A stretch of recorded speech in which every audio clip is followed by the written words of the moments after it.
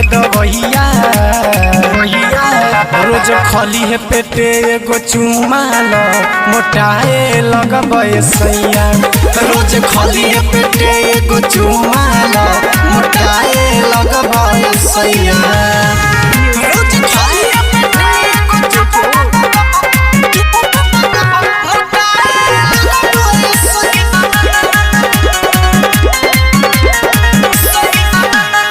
तीनों खुराकी एक दिन में साझे सुबह दोपहरवा रेस्ट कहरा एक हपता रह गोराइल तू घरवा हो तीनों खुराकी एक दिन में साझे सुबह दोपहरवा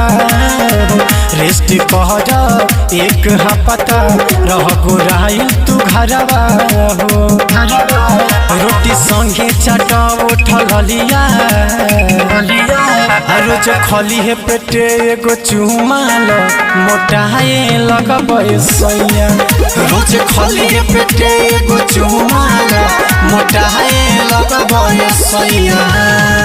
रोज खली है पेटे एगो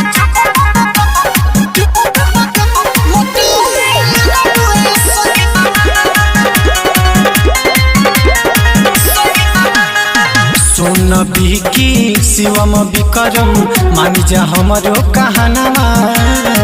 दुबर पातर बाड़ा संदीप दन बड़ी पौधे अनामा सोन बिकी शिवम विक्रम मानी जा हमरो कहाना दुबर पातर बाड़ा संदीप दन बड़ी पौधे अनामा तबे चुसब जवानी के मलैया रोज खली है पेटे एगो चुमा लो मोटाए लगबे सैया रोज खली है पेटे एगो चुमा लो मोटाए लगबे सैया।